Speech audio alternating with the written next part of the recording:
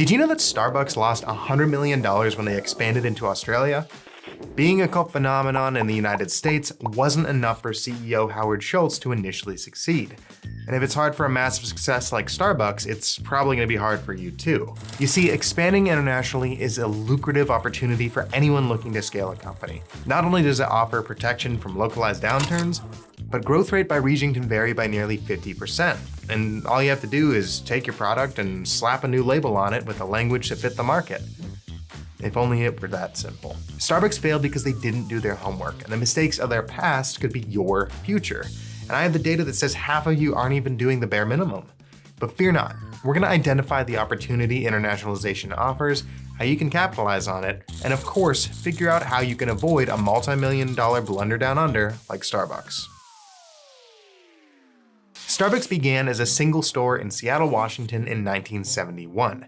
However, the company's transformation into a global coffee giant took off in the 1980s when Howard Schultz joined as CEO, opening locations all over the globe into the 90s. In 1999, Starbucks expanded into China and saw huge success.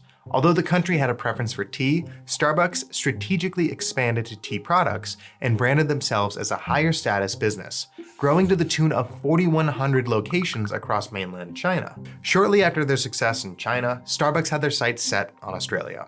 They opened their first store in 2000 with nearly 100 stores opened in the years following. But more ribbon-cutting ceremonies weren't translating into higher cuts of revenue. By 2008, Starbucks had closed over half their Australian locations. Catering to specific cultural offerings like they had with China and tea wasn't enough. They lost over $100 million. And this hits close to home for Lucas Lovell.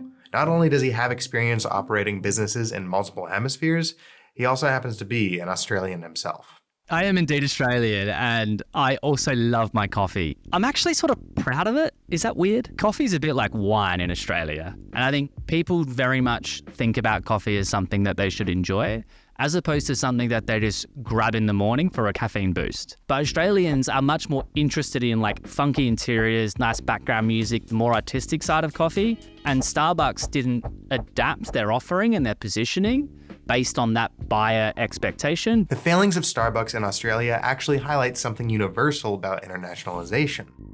Personalization should be at the core of your strategy.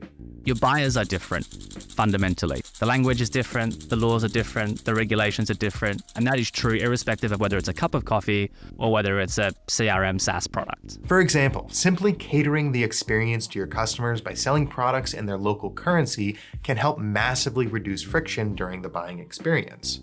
But remember, this requires more than just changing the currency symbol. There are things that Starbucks did that a lot of software companies don't do. An American company going to Australia and selling coffee in US dollars is utterly ridiculous. Like, that makes no sense at all, right? You would never go to Australia and sell coffee in US dollars.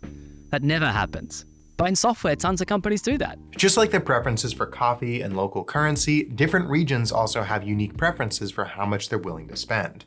For example, in a paddle study, we found that the Nordics are willing to pay nearly 30% more than the United States for the same software products. On the flip side, someone in Southeast Asia is willing to pay nearly 40% less than someone in the US. Adjusting pricing and adapting your business based on willingness to pay is something that is typically overlooked by a lot of software companies especially. While this data backs up decisions to expand into a market where you may already speak the language, it underscores the importance of going beyond cosmetic pricing changes. When going after a massive international market, you're gonna be leaving money on the table if you're not tapped into what they want to pay for your product. This is a lesson that Lucas learned when he took his tourism-centric business abroad.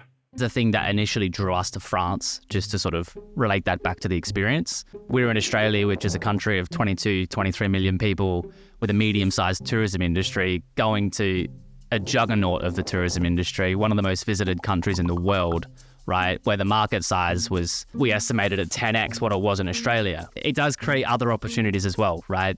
In terms of being able to leverage a higher willingness to pay in different countries. Another element to consider with your localization strategy revolves around which payment methods you offer.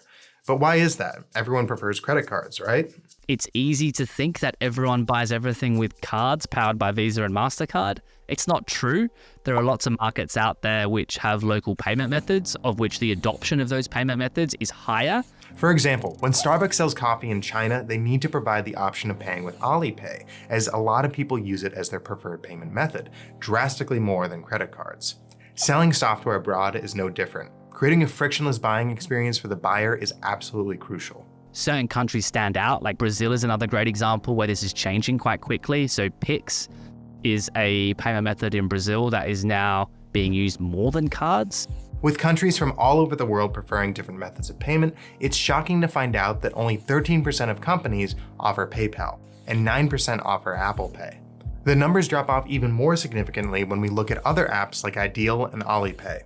So now that we've got a better understanding of proper internationalization, how can you avoid a headfirst dive into the shallow end of the pool like Starbucks? Pay close attention to these 3 crucial steps. First, you need to shift your entire internationalization strategy. It's not a quick tactic that can be completed in a day. It requires building strong bridges towards your customers and tailoring a unique experience specifically for them. As my French got better when I was in France, the dynamic of the relationship that I had with my customers transformed dramatically. Localization shows that you really care about the buyer, you care about the experience, you obsess over every touch point that they have with your business, and that customer centricity and that customer first thinking in the context of internationalization is super important. Second, you need to form a specific internationalization team. This group needs to be cross-functional with representatives from multiple areas of your organization. We call it a bit of a tiger team here. I think that's a term that gets thrown around a lot in tech, which is effectively a small group of people representative of a broad set of functions. You need marketing involved, looking for new go-to-market motions and understanding the dynamic of buying in that country. You need sales involved for a similar reason. You need legal involved, like do we need to set up there locally? Last, you need to break the world into 3 tiers of regions. This helps you prioritize rather than go after everyone at once. The concept of a tier list is basically to group all of your opportunities. So your tier 1 markets are probably the markets that you're currently in. So your local markets and markets that you might have gone and already successfully expanded into and you're operating really well there. Tier 2 markets and countries that have a similar set of characteristics that present really interesting opportunities for you to expand, but they probably require a little more strategic thinking around the how. And in Tier 3 countries or markets are probably those places that you shouldn't really bother with right now. Legal things or regulatory things or a fundamental difference in how business gets done. Build a map, right, of all the key markets and then map them based on a number of characteristics and classify them into those tiers and then build out your strategy accordingly. Click right here for an in-depth guide on internationalization, including data we didn't have time to cover in this video, or click here for the full interview with Lucas. From Paddle, I'm Ben Hillman, and I'll see you next time.